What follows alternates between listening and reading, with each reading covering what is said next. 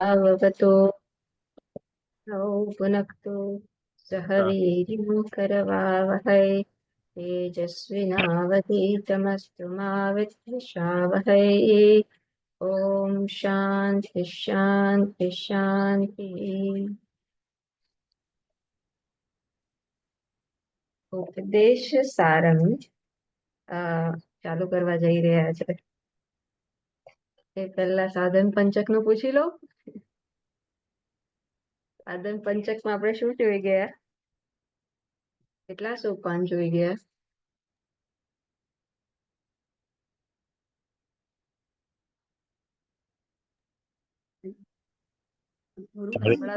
લલિતભાઈ, સાધન પંચક પૂરું નથી થયું હજી. પૂરું થઈ ગયું લાસ્ટ ટાઈમ તમે હતા. આપણે ચોથું ને પાંચમું પૂરું કર્યું. રેકોર્ડિંગ હતું ને? આઈ થિંક રેકોર્ડિંગ એ મોકલેલું છે. લાસ્ટ ટાઈમ આપણે પૂરું કર્યું.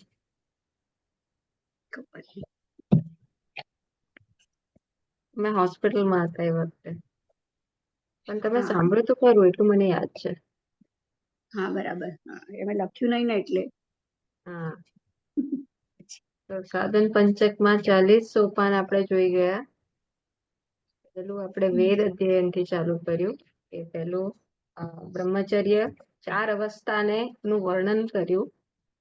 એ 5 શ્લોક દ્વારા શંકરાચાર્યજી ભગવાને કે કેવી રીતના બ્રહ્મચર્ય આશ્રમમાં એ શીખે છે, બાળક શીખે છે કે જીવન કેવી રીતના જીવવાનું, એના અર્થને સમજે છે. પછી ગૃહસ્થ આશ્રમમાં એન્ટર થાય છે અને એને ઇમ્પ્લિમેન્ટ કરે છે.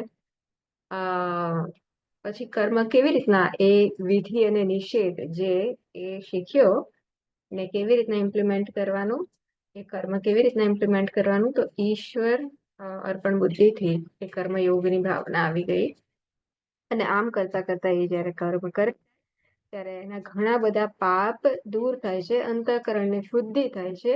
ત્યારે એનામાં આત્માને જાણવાની ઈચ્છા જન્મે છે, પોતાને જાણવાની ઈચ્છા જન્મે છે, એટલે કે કોઈ નિત્ય વસ્તુને જાણવાની ઈચ્છા જન્મે છે. એને સમજાય છે કે આ બધું હું અત્યાર સુધી કરી રહ્યો હતો એ મને નિત્ય સુખ આપવા સક્ષમ નથી, ને મને હવે કંઈક નિત્ય જોઈએ છે, કંઈક સલામત, એવું સલામત કે જે ડગે નહીં એવી સલામતી જોઈએ છે. અને એવું સુખ જે આવે જાય નહીં પણ કાયમ રહે, સ્થાયી રહે. સ્થાયી સલામતી અને સ્થાયી સુખ જોઈએ છે. તો એમ કરતા કરતા એ આ પ્રકારનું જીવન જીવતા જીવતા એનામાં આ જિજ્ઞાસા જન્મે છે, ઈશ્વરને જાણવાની ઈચ્છા જન્મે છે, આત્માને જાણવાની ઈચ્છા જન્મે છે. તો પછી શું કરે છે? એ સત્સંગ કરે છે. હવે એ એમની કંપની બદલે છે. એવી કંપની એ કેળવે છે કે જેનાથી એનામાં જે બીજ ઉગ્યું છે એનું પોષણ થાય. અને સાથે સાથે અત્યાર સુધી એ જે સંસારની પ્રવૃત્તિમાં હોતો તો એ જેનાથી પુષ્ટ થતું હતું એનો એ હવે શું કરે છે? એનાથી એ દૂર રહે છે. હવે external means of happiness and security, આ ધર્મ, અર્થ અને કામ રૂપી જે પુરુષાર્થ હતા અને એના જે સાધનો હતા એનાથી હવે એ દૂર જાય છે અને હવે એ મહાત્માનો સંગ કરે છે, અથવા તો આપણે અત્યારે જેવી રીતના કરીએ છીએ અધ્યયન કરે છે, ચિંતન કરે છે, આ વિષય ઉપર ચિંતન કરે છે. તો એ સત્સંગ કરે છે. એ નવા ચીલા પાડે છે, નવા સંસ્કાર પાડે છે. એમ કરતા કરતા પછી એ શું કરે છે? તો ગુરુજીનું શરણ લે છે, ગુરુ પસદન કરે છે, ગુરુજી પાસે આવે છે. શેના માટે? શ્રવણ માટે. એને જે પરમ સત્ય છે એ તત્વને જાણવા માટે એ ગુરુજીનું શરણ લે છે. અને ત્યાં ગુરુજી પાસે ગુરુજીને ગુરુ સદન શું કહેવાય છે? તત્પરતાથી એમની સેવા કરે છે, એમને પ્રશ્ન પૂછે છે, અને ગુરુજી ખુશ થઈને એમને ઉપદેશ આપે છે, શિષ્યને ઉપદેશ આપે છે. તો એ ઉપદેશનું શ્રવણ કરે છે. શ્રવણ પછી એ મનન કરે છે. કાંઈ પણ ડાઉટ્સ હોય કે હા ગુરુજી આ કીધું, પણ હું મારા જીવનમાં તો આવા અનુભવ કરું છું, એને કેવી રીતના સમજવું, તો એના ઉપર પણ ચિંતન કરતા કરતા બધા સંશયોનું નિકાલ કરે છે અને પછી નિરાશ કરે છે. અને નિધિધ્યાસન, ડાઉટ્સ પણ નથી, પણ હજુ એ ટેવ રહી ગઈ છે કે હું મનુષ્ય છું, તો એને માટે એ નિધિધ્યાસન પણ અપનાવે છે. છેલ્લા 2 શ્લોકમાં આપણે શું જોઈ ગયા હતા? સાધન પંચકના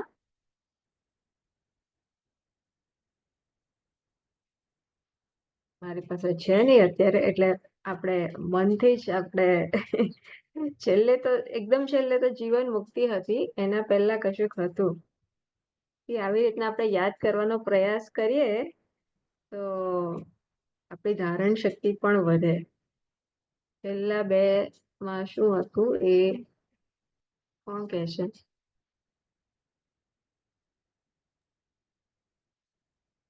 ચોથામાં શું હતું? ભિક્ષાસન, સંતોષ, હા, કામિનીબેન. ઉદાસીન.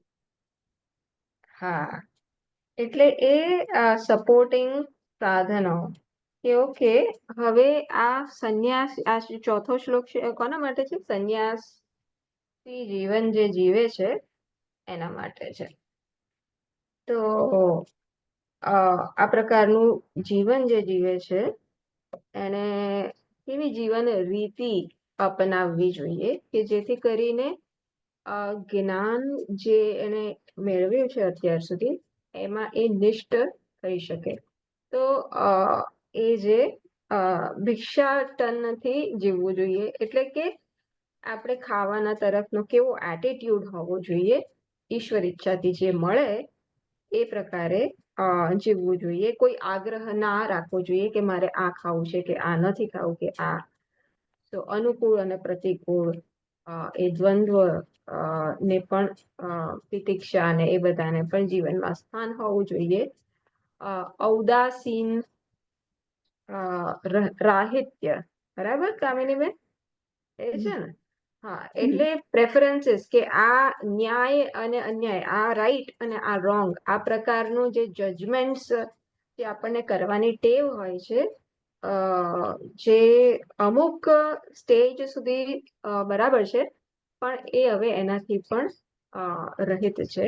કારણ કે એને જ્ઞાન નિષ્ઠ થવું હોય અને વોટ ઇઝ ઈશ્વર, જે છે એ ઈશ્વર છે અને એ સત્ય હું જ છું, આમાં પ્રતિષ્ઠિત થવું હોય તો આ બધું, આ સત્ય છે, આ સાચું છે, આ ખોટું છે, એ બધું એ કરશે તો એ વિભાજનથી મુક્ત નહીં રહી શકે, એ ડિવિઝનથી મુક્ત નહીં રહી શકે, દ્વૈતથી મુક્ત નહીં રહી શકે. એટલે કોન્સ્ટન્ટલી એનો પ્રયાસ આ દ્વૈત ભલે ભાસે છે પણ કેવી રીતના દ્વૈત જીવનનું સત્ય નથી, એમાં એ પ્રતિષ્ઠિત થવા માટેના આ ચોથા શ્લોકમાં બધા સાધન કહ્યા.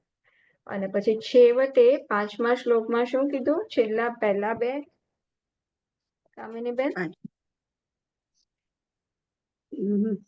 ભિક્ષાસન 5મા શ્લોકમાં. 5મામાં ધ્યાન અને જીવન મુક્ત. હા, 5મામાં હા, ધ્યાન અને જે આપની પાસે શ્લોક છે કામે? હા છે. હા, વાંચો ને એ શ્લોક. 5મો. એકાંતે સુખમ માસ્યાતામ પરતરે ચેત સમાધિયાતામ પૂર્ણાત્મા સુસુમિક્ષત્યા જગદ્વિદમ તદ બાબિતમ દ્રશ્યતામ કર્મ પ્રવિલાપ્યતામ ચિત્તમ બલામ્નાપ્યુત્તરૈ શિલેક્ષ્યતામ પ્રારબ્ધત્વિહમ પૂજ્યતા મથ પરબ્રહ્માત્માના સિયતામ. હા, સરસ. એટલે પહેલા કીધું એમ એકાંતમાં એ જે સમાધિ કે આપણે જે નિધિધ્યાસનનું ધ્યાન કહીએ છીએ એમાં એ સ્થિતિ મેળવવાનો પ્રયાસ કરે છે અને પછી છેલ્લા 2 વર્ષ એ વર્ષના પહેલી 2 લાઈન ધ્યાનનું વર્ણન કરે છે અને પછીની 2 લાઈન જીવન મુક્તિનું વર્ણન કરે છે કે કેવી રીતના આમ જ્ઞાનનિષ્ઠ જ્યારે આ વ્યક્તિ થાય છે તો એના બધા સંચિત કર્મ બળી જાય છે. આગામી કર્મ તો હું અકર્તા છું એ જ્ઞાનમાં જ એ આગામી કર્મફળ આપશે નહીં. એટલે આગામી કર્મફળ જન્માવશે નહીં અને પ્રારબ્ધ કર્મ તો ભોગવે જ છૂટકો. પંડિત નિધ્યાસનનું તો આ આખું આપણે સાધન પંચક આ પ્રકારે જોયું. મૂળ આપણે નિધિધ્યાસનના 2 પ્રકારનું ડિસ્કશન કર્યું હતું કે એક તો આપણે ધ્યાનમાં બેસીએ ધારો કે ગાઈડેડ મેડિટેશન અને હું મારા સ્વરૂપનું ચિંતન કરું એ એક પ્રકારનું નિધિધ્યાસન છે. બીજું નિધિધ્યાસન કે હું આખો દિવસ વ્યવહાર કરું તો એ વ્યવહારમાં પણ હું એલર્ટ હોઉં, સજાગ હોઉં કે હું શું ભણ્યો, 1 કલાક શું ભણ્યો અને એ રીતના હું આખું જીવન આખો દિવસ મારું ગાળું. તો એ પણ એક પ્રકારનું નિધિધ્યાસન જ છે કે વ્યવહાર દરમિયાન હું સજાગ રહું કે શાસ્ત્ર મારી જે સ્વરૂપની ઓળખ મને આપે છે એ પ્રકારે હું જીવું છું કે નહીં. ઓકે, સો આ રીકેપ થયું સાધન પંચકનું. મને થાય કે આપણે ખાલી આગળ ચાલ કરીએ અને જે થયું એ ભૂલી ના જઈએ.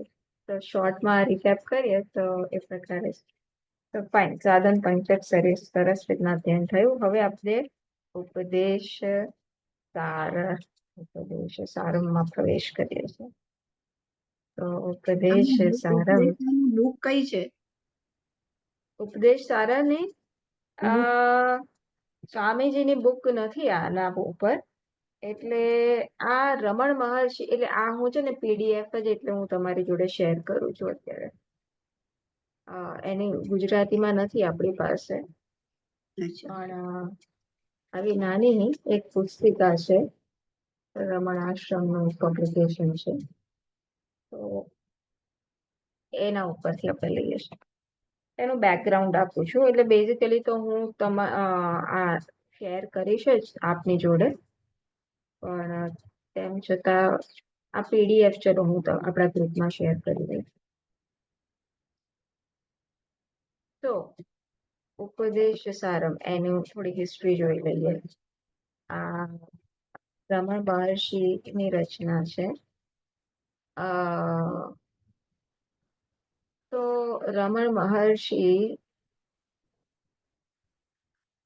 પહેલા સ્ટોરી જોઈ લઈએ અને પછી રમણ મહર્ષિ કોણ છે એ થોડું વ્યક્તિત્વ ઉપર આજે હું મેઇન ડિસ્કસ કરીશ. તો સ્ટોરી એવી છે કે ના એક સાધક મુરુગનાર, એ પાછું લિટરેચર જાણતા હતા ને ઘણું શું કહેવાય કે સ્કોલરલી હતા.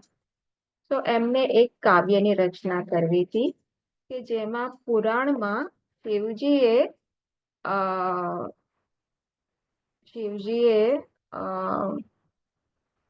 બધા અમુક સાધકોને જે ઉપદેશ આપ્યો, વેદાંતનો જે ઉપદેશ આપ્યો, એ અંગેનું એમને એક કવિતાની રચના કરવી હતી, પણ એ નતા કરી શકતા.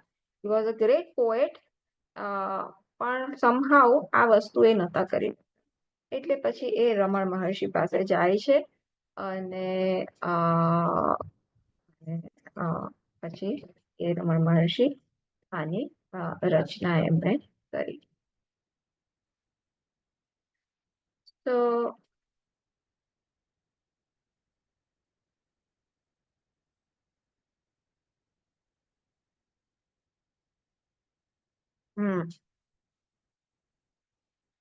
આ એની સ્ટોરી છે. લાગ્યું કે એની એક સ્ટોરી છે કે જે હું કદાચ ભૂલી ગઈ છું.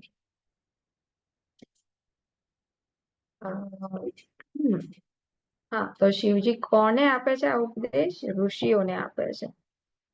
આમાં લખ્યું છે ને, there is an old legend that a group of rishis once lived in the forest together, practicing Vedic rituals by which they acquired supernatural powers. By the same means, they hoped to attain final liberation. In this, however, they were mistaken, for action can only result in action. Rituals can produce powers, but not the peace of liberation, which is beyond rituals and powers and all forms of action. Shiva, determined to convince them of their error, appeared before them as a wandering sadhu. With him came Vishnu in the form of a beautiful lady. Okay, all the rishis were smitten with loving desire for this lady, and their equilibrium was disturbed, and their rights and powers were adversely affected. Moreover, their wives, who were living with them in the forest, all fell in love with the strange sadhu.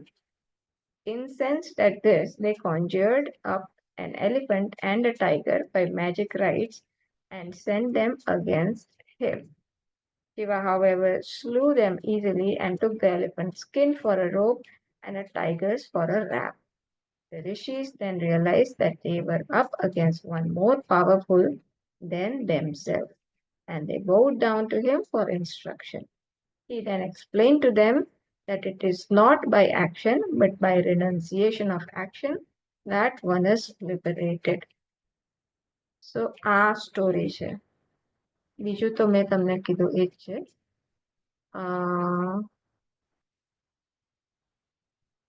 So interesting story. તો ઉપદેશ કોણ આપે છે? શિવજીનો ઉપદેશ છે. ઉપદેશ સારમ technically originally અને ઋષિઓને.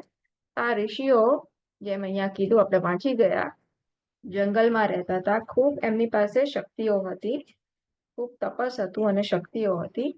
અને એ વૈદિક આ કર્મ કરતા જતા હતા અને એમને એવું હતું કે એનાથી જ એમનો ઉદ્ધાર થશે, મોક્ષ થશે. પણ મોક્ષ કર્મથી નથી, જ્ઞાનથી જ છે.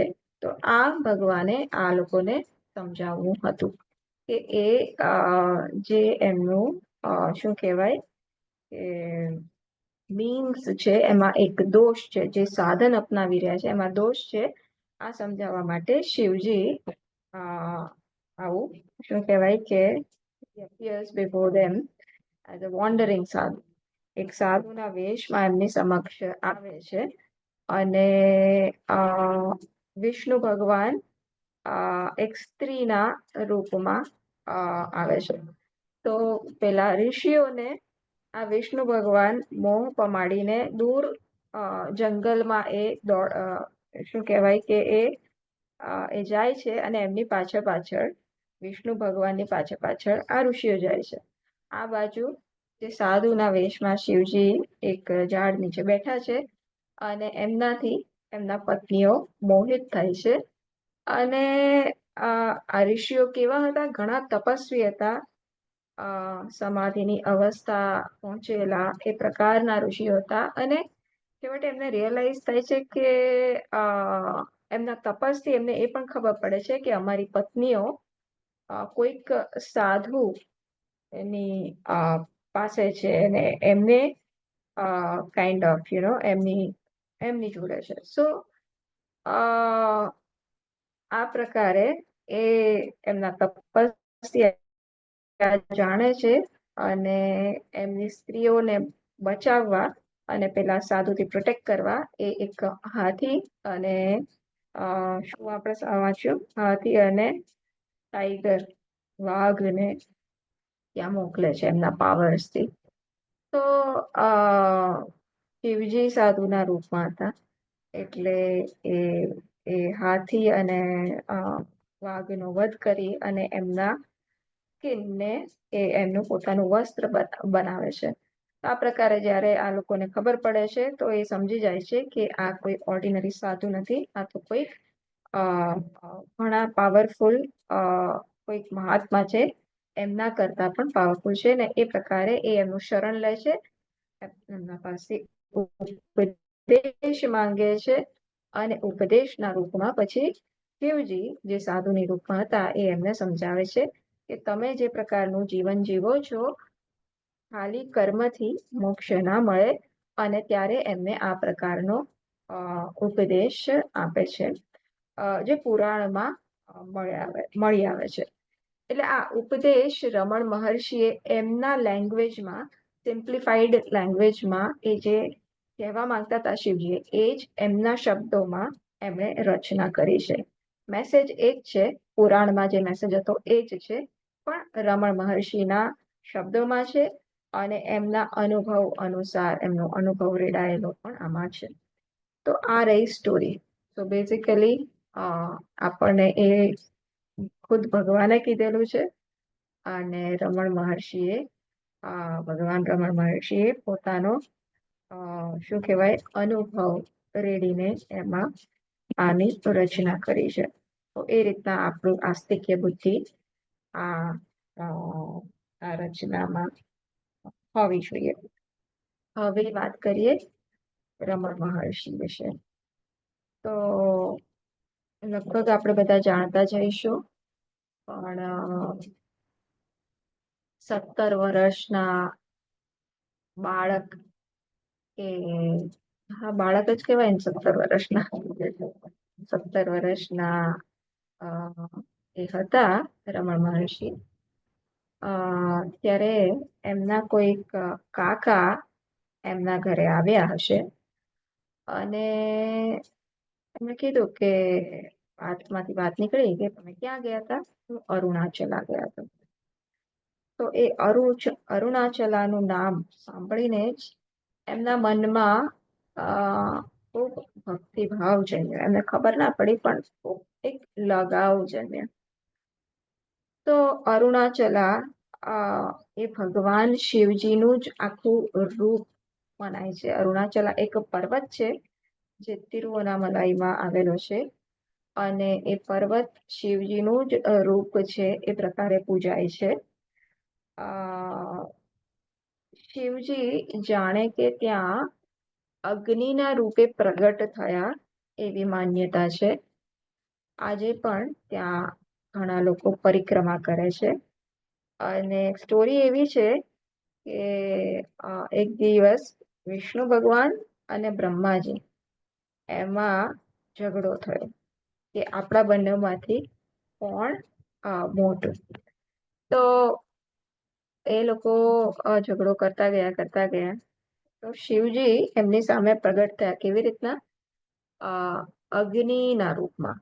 અગ્નિનો આખો એક કોલમ હોય, ઇન્ફિનિટ કોલમ, જેનો એનો અંત કે એની શરૂઆત ખબર ના પડે, સ્ત્રોત શું છે એ પણ ખબર ના પડે, અંત શું છે એ પણ ખબર ના પડે, એટલો મોટો કોલમ એમની સમક્ષ ઉભો થયો. અને તો આ લોકોને પ્રશ્ન થયો કે ઓકે ફાઇન, આ જે ખોળી આપે, જે the one who is able to make out કે આનો આદિ કે અંત ક્યાં છે, એ આપણા બંનેમાંથી મોટો. તો બ્રહ્માજી ઉપર જાય છે, અને વિષ્ણુ ભગવાન નીચે જાય છે.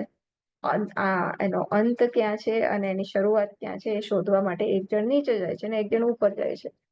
પણ કોઈ એનો અંત સુધી પહોંચી જ નથી શકતું, કોઈ એના શરૂઆત સુધી પહોંચી જ નથી શકતું, અને બંને પોતાનો પરાજય સ્વીકારે છે કે આપ કોણ છો એ સમજી જાય છે કે આ કોઈક મહાન, અમારાથી, અમારા બંને કરતા પણ મહાન આ કોઈક છે. અને તે ત્યારે શિવજી એમના સામે રજૂ થાય છે, અને કહે છે હું ખુદ હું જ એ પરમ સત્ય, પરમ શક્તિ છું. તો આ પ્રકારે આમ તો જોવા જઈએ તો બ્રહ્મા, વિષ્ણુ, મહેશ એક જ શક્તિ આપણે કહીએ છીએ, પણ એ પરમ સત્ય એક છે એને દર્શાવવા માટે આ પ્રકારની પુરાણમાં સ્ટોરીઝ હોય છે. પણ એ પ્રકારે તો ત્યારથી એ તિરુવનામલાઈમાં એ અરુણાચલા રૂપે ત્યાં શિવજી પ્રતિષ્ઠિત થયા. તો આજે પણ એ શક્તિ ત્યાં છે. કહેવાય છે કે આ શિવજીના પંચભૂત રૂપે ભારતમાં સ્થિત છે. એક તિરુઅનામલાઈમાં અરુણાચલા રૂપે, અગ્નિ રૂપે, અગ્નિનું મેનિફેસ્ટેશન, અગ્નિની અભિવ્યક્તિ રૂપે ભગવાન ત્યાં પ્રતિષ્ઠિત છે. પછી બીજું તામિલનાડુમાં જ, તો એ તામિલનાડુમાં થયું. બીજું તામિલનાડુમાં જ બીજો કયો છે? આકાશના રૂપમાં મેનિફેસ્ટેશન છે. એ મંદિર શું કહેવાય છે? કોઈને યાદ આવી રહ્યું છે? મને અત્યારે નામ યાદ નથી આવી રહ્યું.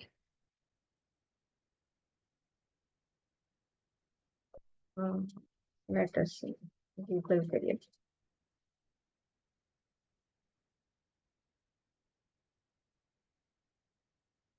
Five elements of five.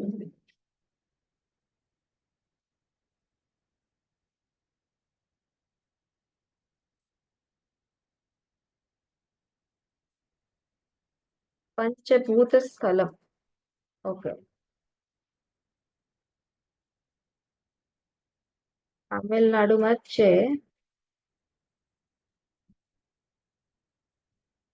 તો વાયુલિંગમ, અગ્નિલિંગમ, ભૂમિલિંગમ, આકાશલિંગમ એવા લિંગમ કહેવામાં આવે છે. તો અગ્નિલિંગમ એટલે આ અરુણાચલમાં છે. પછી આકાશલિંગમ એ ચિદમ્બરમમાં છે. ચિદમ્બરમ રહસ્ય કહેવાય છે. એટલે ત્યાં તમે મંદિરમાં જાઓ તો આઈડલ ના હોય, એક સ્પેસ જ હોય, એની પૂજા થાય. એટલે ત્યાં આમ જાણે સ્પેસ હોય એને ગાર્લેન્ડ કરવામાં આવે. હું પોતે નથી ગઈ, મારે જવું હતું પણ મારાથી ના જવાયું. અરુણાચલા હું ગઈ છું. ચિદમ્બરમ એ ત્યાં આકાશના રૂપમાં ભગવાન પૂજાય છે.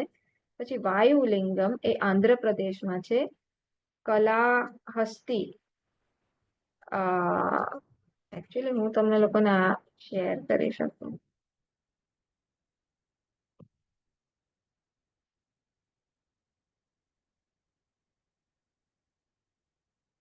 હા, તો વાયુલિંગમ એ આંધ્રપ્રદેશમાં છે. કલાહસ્તી, તો ત્યાં વાયુના રૂપમાં શિવજી પૂજાય છે. પછી અગ્નિનું તો આપણે જોયું, અગ્નિલિંગમ અરુણાચલેશ્વર ટેમ્પલ મંદિર. તો આ પાછળ પર્વત જોવો છો એ અરુણાચલ મંદિર છે. 14 કિલોમીટરની એમની પરિક્રમા થાય, ઓલમોસ્ટ 4 કલાક થાય, પણ એનું ખૂબ મહત્વ હોય છે. અને જલલિંગમ એ ક્યાં છે? ત્રિચીમાં છે. ત્રિચી એટલે કેરલા થયું ને, ત્રિચી. ત્રિચી એટલે તામિલનાડુ છે. ત્રિચી પણ તામિલનાડુ છે. એટલે આમાંથી લગભગ 4 તામિલનાડુમાં છે, 1 આંધ્રપ્રદેશમાં છે. પછી પૃથ્વી એ અહીંયા કાંચીપુરમમાં છે. તો એ પૃથ્વીના રૂપમાં ભગવાન પૂજાય છે. તો આ અરુણાચલા નું આ મહત્વ છે. તો ભગવાન રમણ મહર્ષિ 17 વર્ષના એ બાળક પહેલવેલું અરુણાચલા એ નામ સાંભળીને એમને કંઈક થાય છે, એમનામાં ભક્તિ ભાવ જન્મે છે. અને પછી એ જ દરમિયાનમાં એમને એક અનુભવ થાય છે, death, an experience of death. કે એમને કોઈ માંદગી નથી, છતાં એમને એવો અનુભવ થાય છે કે હું એકદમથી માંદો પડી ગયો અને મારું મરણ થઈ ગયું છે. અને એ સૂઈ જાય છે અને એ આ બધા અનુભવો જાતે અનુભવે છે કે હવે મારું શરીર લોકો લઈ જાય છે, બાળવા માટે લઈ જાય છે, એને બાળી રહ્યા છે. અને એ આખો એ ડેથનો એક્સપિરિયન્સ એમને થાય છે. અને બેઝિકલી એમને એ સમજાય છે કે હું એટલે આ શરીર પૂરતો જ મર્યાદિત નથી, આ મન પૂરતો જ મર્યાદિત નથી. આ એક એમને બહુ જ શું કહેવાય ઇન્ટિમેટ અનુભવ થાય છે. અને અ, પછી એ એમનું ઘર છોડે છે. એમને શું કહેવાય કે ભણતા હતા ને એ તો એ વખતે, પણ એ બધામાંથી એમને રસ છૂટી જાય છે. અને એ ઘણીવાર ધ્યાન જ કરે. અને તો એમના મોટા ભાઈ આ બધું જુએ છે અને એમને થાય છે કે આ કઈ જાતનું વર્તન છે આનું. તો એમને ઠપકો આપે છે કે આ શું છે, તારે આવું બધું કરવું હોય તો ઘર છોડીને જતો રહે. અહીંયા ભણવાનું તારે ભણવાના બદલે તું આ બધું શું કરી રહ્યો છે.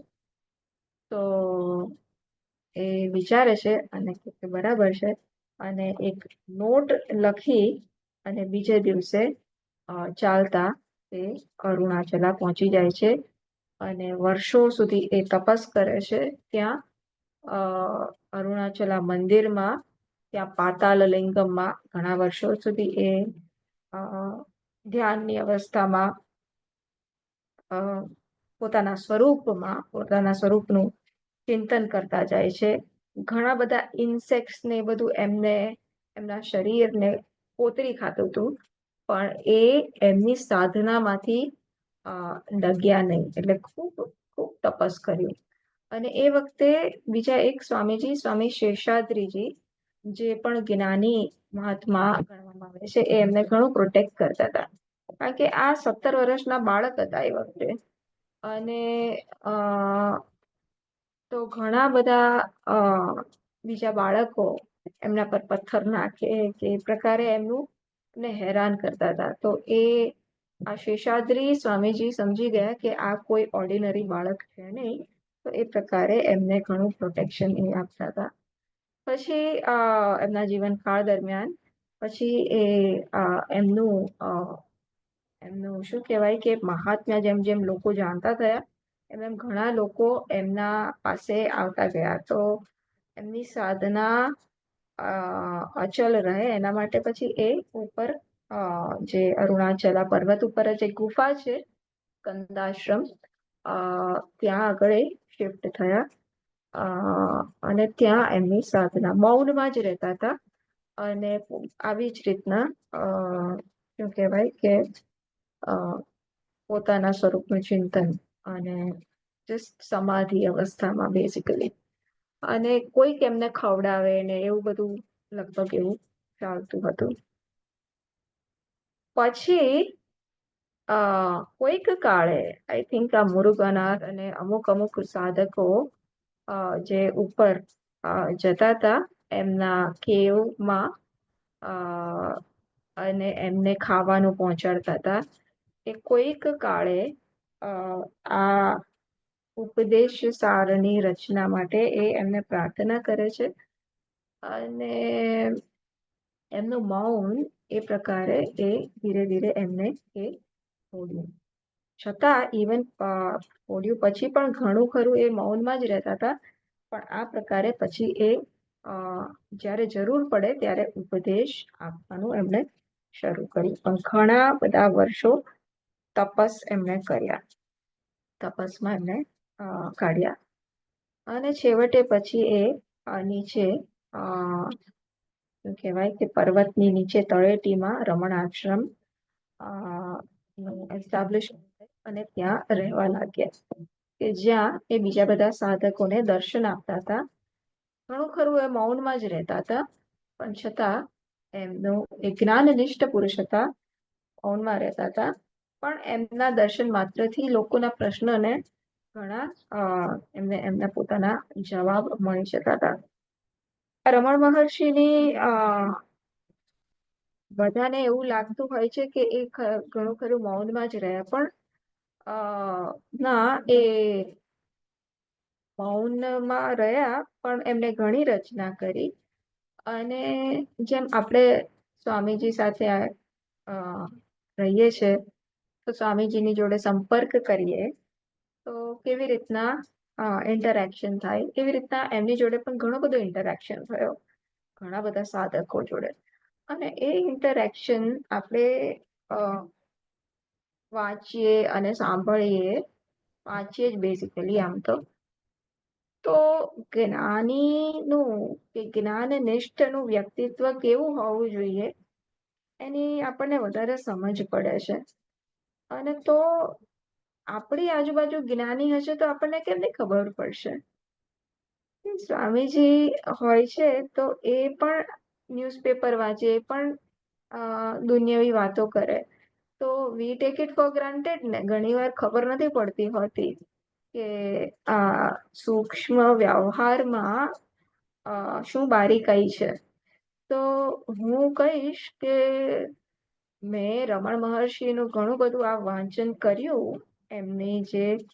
એમના સાધકોએ એમની જોડે જે ઇન્ટરેક્શન કર્યું અને પછી એમનું જે વર્ણન કર્યું એ વાંચ્યું પછી કદાચ હું સ્વામીજી ને વધારે સમજી શકીશું એવું હું કહીશ. કે જે વસ્તુ હું ઓલરેડી સ્વામીજીના સંપર્કમાં આવેલી છું અને ત્યારે જ્યારે જોઉં છું અને we take it four granted lot of things કે હા ન્યૂઝપેપર વંચાઈ રહ્યું છે કે આ વ્યક્તિ જોડે આ વાત થઈ રહી છે, પણ એની જે બારીકાઈ હોય એ હું કદાચ સમજી. તો અમુક એક્ઝામ્પલ્સ આપીશ હું આજે રમણ મહર્ષિના લાઈફમાં કે કેવી રીતના આશ્રમ હતું. તો આશ્રમમાં બધા આવ્યા હતા તો સાધના માટે જ,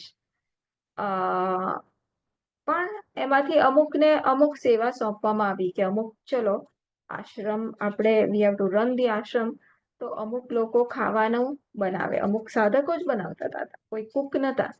તો સવારે બ્રેકફાસ્ટનું કોઈકને ઈડલી માટે સોંપ્યું હોય તો એક સાધક હતો એને આ પ્રકારે રસોડાનું કામ સોંપવામાં આવ્યું, સેવા સોંપવામાં આવી હતી. તો એણે પહેલવેલું સોંપવામાં આવ્યું કે મેં બનાવ્યું નથી કોઈ દિવસ. એવું નથી કે આ કોઈને those who knew were given કે મને નથી આવડતું આ બનાવતા. તો ભગવાન રમણ મહર્ષિ જાતે ત્યાં ગયા અને એમને શીખવાડ્યું કે કેવી રીતના બનાવવું, કેવી રીતના ખાવાનું બનાવવું, બેઝિકલી કેવી રીતના ઇડલી બનાવી કે સાંભાર બનાવો. પછી ઘણા એવા ઇન્સ્ટન્સીસ સાંભળવામાં આવે છે કે અમુક વાર કંઈક જે સાંભાર બનાવતા હોય ને ચડે જ, કંઈક કે શાક બનાવતા હોય ને શાક ચડે જ નહીં ગમે તેટલું, એટલે પછી ત્યાં રમણ મહર્ષિ ટાઈમે ટાઈમે એ જતા હોય કિચનમાં અને એમને ઘણી જ નોલેજ હતી કારણ કે આખા અરુણાચલમાં પર્વત ઉપર ફરેલા અને એમને બધી અરુણાચલાની જડીબુટીઓ જે કહેવાય ઔષધો એની બધી જાણ હતી. તો એ કે આ નાખો તો ફટાફટ એ તમારું શું કહેવાય કે શાક કે આ બધું થઈ જશે, એક્સેટ્રા એક્સેટ્રા. અને આ પ્રકારે એ જ્યારે પણ જાય ત્યારે એ કંઈક એવો સાધનાને લગતો ઉપદેશ પણ એ સાધકોને આપતા જાય, જેથી કરીને એ લોકોને એવું ના થાય કે અમે વંચિત રહી જાય છે, અમે ખાલી આ બિહાઇન્ડ ધ સીન આ કુકિંગમાં છે અને બીજા બધાને સેવા કે સાધનાનો લાભ મળે છે, ધ્યાનનો લાભ મળે છે. તો આ પ્રકારે ઘણા બધા ઇન્સ્ટન્સીસ હતા, એમાંથી ખાલી મને આટલું જ એક યાદ અત્યારે આવી રહ્યું છે. પણ ટૂંકમાં કહું તો આવા જ્ઞાન નિષ્ઠના આપણે ચરિત્ર વાંચીએ અને સાધકોએ એમને જે પ્રકારે જોયેલા છે એ પ્રકારે આપણે એમને સમજવાનો પ્રયાસ કરીએ તો આપણી આજુબાજુ જે મહાત્માઓ છે, જે જ્ઞાની છે, એમના વ્યવહારની બારીકાઈ આપણે સમજી શકીશું કે એમની સેન્સિટિવિટી કેટલી છે એ સમજી શકીશું. ઘણીવાર આપણે એમની સેન્સિટિવિટી સમજી નથી શકતા, પણ થોડુંક વધારે ચિંતન કરીએ તો સમજાશે કે કેમ એમના પ્રેઝન્સમાં આપણે બધા જ એક એક્સેપ્ટન્સ અનુભવીએ છે. આજે આપણે સમાજ જોડે વ્યવહાર કરવા જઈએ તો શું કહેવાય કે વી have to work it out a, આપણા વ્યવહારથી કોઈકને શું કહેવાય કે કોઈકને સારું લાગી શકે, કોઈકને ખોટું લાગી શકે, પણ અમુક વ્યક્તિત્વ એવા હોય છે કે એમની પ્રેઝન્સ માત્રથી આપણને એક કમ્પ્લીટનેસ ફીલ થાય છે. તો એ કેમ છે એ બારીકાઈ આપણે સમજીશું કે કેમ એ કેવી કોઈ અપેક્ષા રાખતા નથી આપણી જોડે વ્યવહાર કરવામાં, કે આપણે કેવા હોવા જોઈએ, કેવા ના હોવા જોઈએ, અને complete acceptance as we are. આ પ્રકારનું એમના શું કહેવાય કે એમના વ્યક્તિત્વ દ્વારા સમજ પહોંચે છે. તો ઉપદેશ સારંગમાં પાછા આવી જઈએ. તો શું ભગવાન શિવજીએ ઋષિઓને શું જ્ઞાન આપ્યું હતું એના વિશે રમણ મહર્ષિ લખે છે. તો આ ઉપદેશ સારંગમાં 30 શ્લોક છે. 30 શ્લોકની રચના કરી છે અને એમાં બધી સાધના આવી જાય છે. કર્મયોગની, ઉપાસના યોગની, જ્ઞાન યોગની,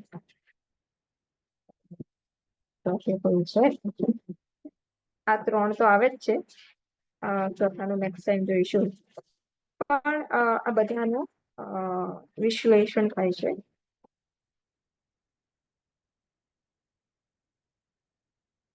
બધાનું વિશ્લેષણ થાય છે અને આમાં ખાસ કરીને પહેલાથી 17માં શ્લોક સુધી યોગની જે પદ્ધતિ છે, ચિત્તને વિલીન કરવું.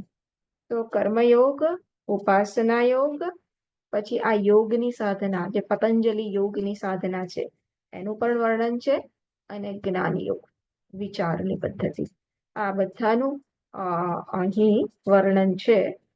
અને કર્મયોગ, ઉપાસના યોગ અથવા તો ભક્તિ યોગ, અને જે શું કહેવાય પતંજલિ યોગની પદ્ધતિ છે એને પ્રિપરેટરી સ્ટેપ તરીકે પહેલા 17 શ્લોકોમાં એનું વર્ણન થાય છે. પછી જ્યારે યોગ્યતા આપણે પ્રાપ્ત કરીએ પછી 17મા શ્લોકથી વિચારની પદ્ધતિથી વેદાંતનો જે મર્મ છે એ કહેવામાં આવે છે. તો 17 થી 30માં અતિ ગહન વિષય લેવામાં આવે છે અને એ પહેલા 1 થી 17માં આપણી સાધના કેવી રીતના પ્રોગ્રેસ થવી જોઈએ એના વિશે વર્ણન છે. સાધન પંચક હમણાં જ જોઈ ગયા અને આ પણ એના જ વિશે થોડુંક વધારે આપણને વધારે સારી રીતના સ્પષ્ટતા આપશે. તો આઈ ગેસ આપણે એન્ટર કરી શકીએ આજે. કર્તૃરાજ્ઞયા પ્રાપ્યતે ફલમ કર્મ કિમ પરમ કર્મ તજ્જડમ. પહેલો શ્લોક.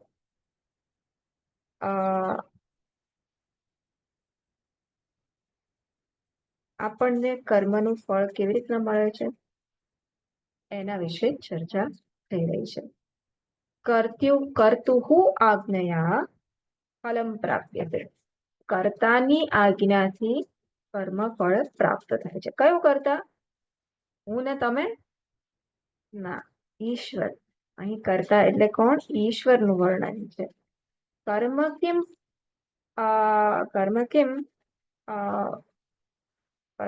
પરમ કર્મ તજ્જડ.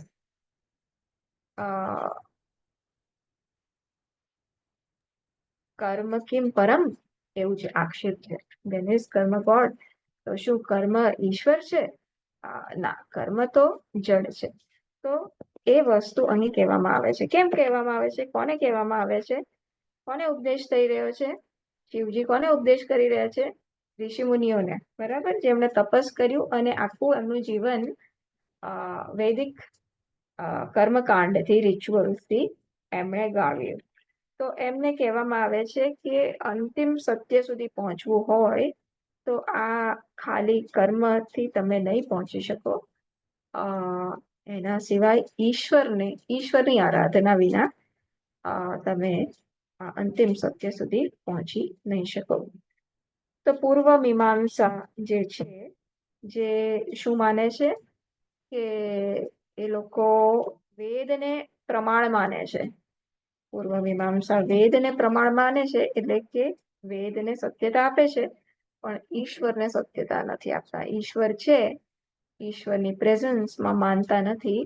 એવા લોકો, એવા ઋષિ મુનિઓને આ કહેવામાં આવે છે કે કર્મ પોતે થોડી ફળ આપે છે. એ તો કોઈકની આજ્ઞા ને અનુસાર કર્મ ફળ આપે છે.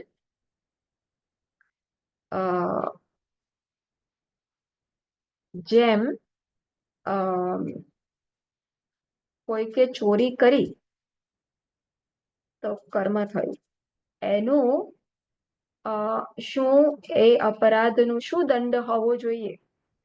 ચોરી એ કર્મ થયું, એનો કર્મફળ એ અપરાધનો એક દંડ આવશે. તો ચોરી એ કર્મ નિમિત્ત એક કર્મ થોડી ફળ આપે છે. કોઈ કોન્શિયસ એન્ટિટી આ ચોરીનું આ ફળ હોવું જોઈએ અથવા તો આ દંડ હોવું જોઈએ એવું નક્કી કરે છે. પણ જજ, એટલે આપણે વ્યવહારમાં પણ જોઈએ છે કે કર્મ ઇન્ડિપેન્ડન્ટલી કર્મ ફળ નથી આપતું. કોઈ કોન્શિયસ એન્ટિટી, કોઈ ચેતનાત્મક વ્યક્તિ એ કર્મ ને કર્મ ફળ રૂપે શું કહેવાય કે કર્મફળમાં એનું કર્મફળ તરીકે somebody who is conscious is responsible for the result of any action. તો એ સમજાવવા માટે આ પહેલો શ્લોક છે કે કર્મ પોતે તો જડ છે, એ એની મેતે કર્મફળ ના આપી શકે. એ કશાક ના ગવર્નન્સમાં, કશાક ચેતનાત્મક તત્વના ગવર્નન્સમાં એનું કર્મ ફળ આપે છે. કેમ આવું કહેવામાં આવે છે? કારણ કે મીમાંસકો એવું માને છે કે કોઈ પણ કર્મ, અને પહેલા આપણે જોઈ લઈએ કે મીમાંસકો શું માને છે અને પછી આપણે જોઈશું કે આપણે શું માનીએ છીએ. તો મીમાંસકો, પૂર્વ મીમાંસા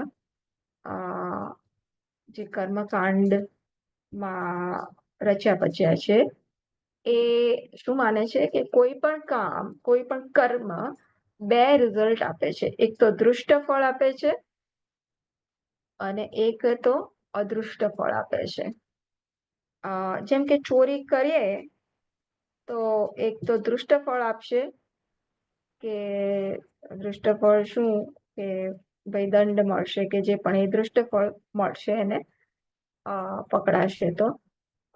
અને અદૃષ્ટ શું છે કે એના પોતાનામાં એ સંસ્કાર પાડશે.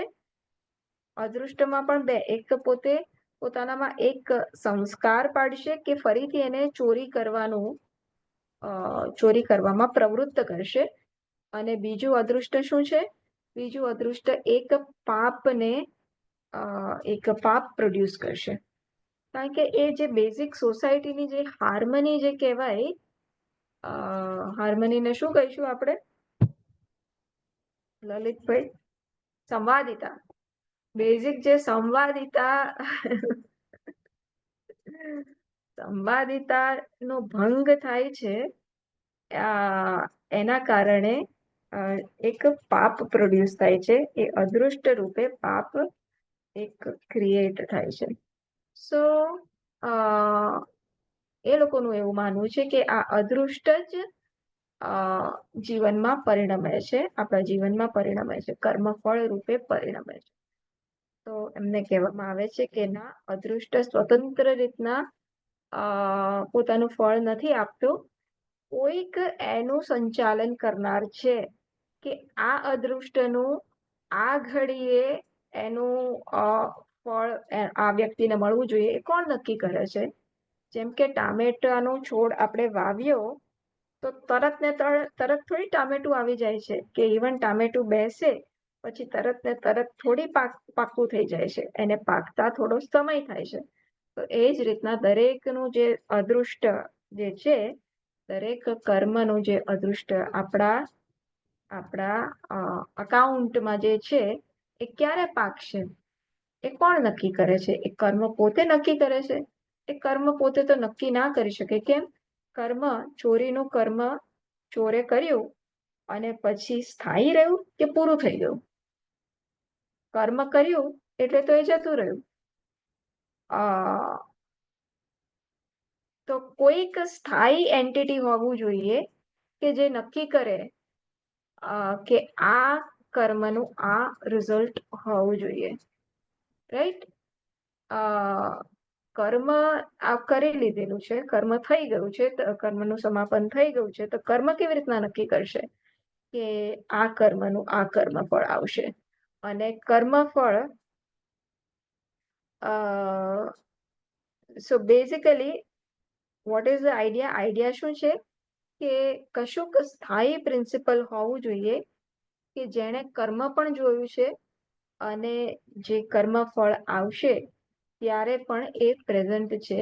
એ એવું એન્ટિટી આ કર્મફળ આપવા માટે સક્ષમ હોઈ શકે. તો એટલે કહેવામાં આવે છે કે કર્તુઃ આજ્ઞયા ફલમ પ્રાપ્યતે. આ કર્તાની આજ્ઞાથી કર્મફળ મળે છે. કર્મ પોતે સક્ષમ નથી કર્મફળ આપવા માટે. તો માટે ઈશ્વરની આપણા જીવનમાં જગ્યા હોય માટે આપણે દરેક કર્મફળ ઈશ્વર પાસેથી મળે છે એ પ્રકારે આપણે એનું ચિંતન કરીએ. એના માટે આ પહેલો શ્લોક છે. બીજો શ્લોક શું છે? કૃતિમહોદધૌ પતન કારણમ ફલમ શાશ્વતમ ગતિનિરોધકમ. કૃતિમહોદધૌ પતન કારણમ. આ કર્મ ફળને જે વળગી રહીએ છીએ આપણે, એ આપણા પતનનું કારણ છે કે મને આ કર્મથી આ ફળ મળે. મેં દાન રૂપી કર્મ કર્યું, એનાથી મારું કલ્યાણ થાય, એવી અપેક્ષા પણ આપણા પતનનું કારણ બને છે. કેમ? કારણ કે ભલે એ સાત્વિક કર્મ કરીએ અને સાત્વિક કર્મ ફળ આવે, પણ એ કેવું છે? સ્થાયી નથી, આવનારું જનારું છે. અને જો હું સ્થાયી સુખ અસ્થાયી વસ્તુઓમાંથી પ્રાપ્ત કરવાનો હું પ્રયત્ન કરીશ તો એ મારા પતનનું કારણ બનશે. કારણ કે એ ફલમ કેવું છે? અશાશ્વતમ છે, અશાશ્વત છે. અને હું જો એવું માનતું હોઉં કે આ કર્મથી આ કર્મ મળશે, આ કર્મથી મને સ્વર્ગ મળશે, અને એ સ્વર્ગ જાણે કે શાશ્વત છે, તો ના, એ કર્મ અને કર્મફળ મોક્ષનું કારણ નથી. ગતિ નિરોધકમ. કઈ ગતિની વાત છે? મોક્ષ ગતિની ચર્ચા થઈ રહી છે કે કર્મ ફળ અશાશ્વત છે અને ગતિ નિરોધકમ એ આપણને પરમ પુરુષાર્થ મોક્ષ સુધી પહોંચાડવામાં સક્ષમ નથી. માટે શું? માટે પછી ત્રીજા શ્લોકમાં કહેશે ઈશ્વરાર્પિતમ નેચ્છયા કૃતમ ચિત્તશોધકમ મુક્તિ સાધકમ. માટે શું? માટે આ કર્મ કેવી રીતના કર? તો હવે કર્મ ખાલી કરવા ખાતર નહીં કર, હવે કર્મ કરવાનો એટીટ્યુડ તું બદલ. શું? તો ઈશ્વરને અર્પણ કરીને તું બધા કર્મ કર. કારણ કે ઈશ્વર કોણ છે? કરતું.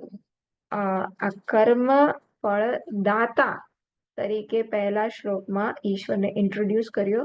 ઈશ્વર કોણ છે? કર્મ ફળ દાતા છે. કર્મ પોતે નક્કી નથી કરતો કે શું કર્મફળ આવશે. આ કર્મફળ દાતા રૂપી ઈશ્વર છે, એ નક્કી કરે છે. અને કર્મફળને તું ના વળગી રહે. કેમ? કર્મફળ પોતે અશાશ્વત છે, એ આવનારું અને જનારું છે, એ તને મોક્ષ સુધી નહીં પહોંચાડે. એટલે તું કર્મને પણ ના વરેલો રહે, કર્મ ફળને પણ ના વરેલો રહે, તો કોને વરવાનું છે? ઈશ્વર અર્પિતમ. આ ઈશ્વર જે તને આ બધું પહોંચાડે છે, આપી રહ્યો છે, એને તું સમર્પિત. હા, ઈશ્વરાર્પિતમ નિશ્ચયાકૃતમ. આવી રીતના આવા એટીટ્યુડથી, આવા ભાવનાથી તું જ્યારે કર્મ કરીશ તો તારા ચિત્તની શુદ્ધિ થશે, અંતઃકરણની શુદ્ધિ થશે, અને એ અંતઃકરણની શુદ્ધિ મુક્તિનું સાધન બનશે. તો અહીં ઇમ્પોર્ટન્ટ વસ્તુ કર્મયોગનો આપણને પરિચય કરવામાં આવ્યો આ 3 શ્લોક દ્વારા. સાથે સાથે મહત્વનું 3જા શ્લોકમાં એ કહેવામાં આવ્યું, 2 એક્સ્ટ્રીમ નું અહીંયા વર્ણન કરવામાં આવ્યું છે કે જો પેલા ઋષિ મુનિઓ કેવા કર્મમાં જ રચ્યા પચ્યા હતા અને એ એમની સાધનામાં આગળ નતા વધી શકતા, તો એ લોકોને કહેવામાં આવે છે કે કર્મ સાધના નથી મોક્ષ માટેનું, કર્મ સાધન નથી મોક્ષ માટેનું, અને છતાં કર્મ તું નહીં જ કરે તો તું એ મોક્ષ સુધી પહોંચી પણ નહીં શકે. એટલે કર્મનો એક રાઈટ અમાઉન્ટમાં આપણા લાઈફમાં શું હોવું જોઈએ? પ્રેઝન્સ હોવું જોઈએ. એની we should have it in the right proportion. કયા પ્રપોર્શનમાં? કર્મયોગના એટીટ્યુડથી આપણું વ્યક્તિત્વ આ કર્મયોગ થ્રુ પાસ પણ થવું જોઈએ. સાથે સાથે એક મેચ્યોરિટી, પરિપક્વતા આવી પછી એ કર્મને આપણે બાજુ પર મૂકી અને જ્ઞાન તરફ આપણે સહેલાઈથી વળવા જોઈએ. we should be able to approach or advance in the next step. એ આ 3 શ્લોક દ્વારા કહેવામાં આવે છે કે કર્મ ને તું વરેલો ના રહે, કર્મ ફળ ને વરેલો ના રહે, પણ સાથે સાથે તું શું કહેવાય કે નિષ્ક્રિયતા એ એનો ઉપાય નથી. One has to go through these steps. એટલે હું સીધો ડોક્ટર ના બની શકું. ડોક્ટર બનતા પહેલા મારે પહેલાથી 12મા ધોરણનું education, I have to go through that. એવી જ રીતના કર્મયોગથી પણ મારે પસાર થવું જ પડશે, અને માટે આ કર્મયોગનો પ્રિન્સિપલ અહીં ઇન્ટ્રોડ્યુસ કરવામાં આવે છે. સાથે સાથે કર્મ એ અંતિમ સાધન નથી, કર્મ ફળ એનાથી મોક્ષ નહીં પ્રાપ્ત થાય, અને છતાં એનો અર્થ એવો નથી કે તું કર્મ ને તું મૂકી જ દે બાજુ પર. તું કર્મને મૂક નહીં, પણ તું કર્મને એ પ્રકારે કર કે વોટ ઇઝ ઈશ્વર, એ ઈશ્વરનું એન્ટ્રી તમારા જીવનમાં થાય, ઈશ્વરનું જીવનમાં એન્ટ્રી થાય એ પ્રકારનું જીવન તું જીવ. તો પહેલો કોન્સેપ્ટ કર્મયોગનું ઇન્ટ્રોડક્શન આ પ્રકારે ઉપદેશ સારંગમાં કરવામાં આવે છે. અને તો આ પ્રકારે ઈશ્વરને અર્પણ કરીને આપણે જીવન જીવીએ તો એ અંતઃકરણ શુદ્ધિનું સાધન બનશે, અને એ શુદ્ધ અંતઃકરણ એ મુક્તિનું, મોક્ષનું ઇનડાયરેક્ટ સાધન બનશે. ડાયરેક્ટ સાધન નહીં, ઇનડાયરેક્ટ સાધન બનશે. તો આ પ્રકારે પહેલાથી 17 શ્લોકમાં આપણે કર્મયોગ, પછી ઉપાસના યોગ, અને પછી પ્રાણાયામ વગેરે જે પતંજલિ યોગનું જે વર્ણન છે એ જોઈશું. પછી 17મા શ્લોકથી વિચારની પદ્ધતિ, જે આખો જમ્પ લાગશે. આપણે 17મા શ્લોકમાં એન્ટર થઈશું ને તો એકદમ શું કહેવાય કે કોન્સન્ટ્રેશનથી, ફોકસથી આપણે સાંભળવું પડશે. સો એ આખું એક જમ્પ થશે. પણ સુંદર આખી આપણા જીવનની, આપણી સાધનાની શું પ્રક્રિયા હોવી જોઈએ એના ઉપર અહીં ઉપદેશ સારંગમાં સરળ ભાષામાં વર્ણન એમણે કર્યું છે. તો આવતા શનિવારે આપણે મળીશું અને 4થા શ્લોકથી આપણે જોવાનું શરૂ કરીશું. 4થા શ્લોકમાં ઉપાસનાનું વર્ણન શરૂ થાય છે. એ આપણે આવતા વખતથી જોઈશું.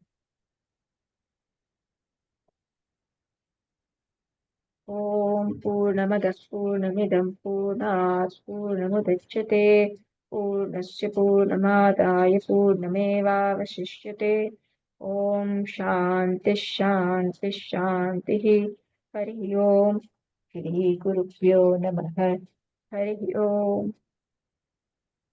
ઓમ હરિઓમ. હરિ ઓમ. હરી હમ.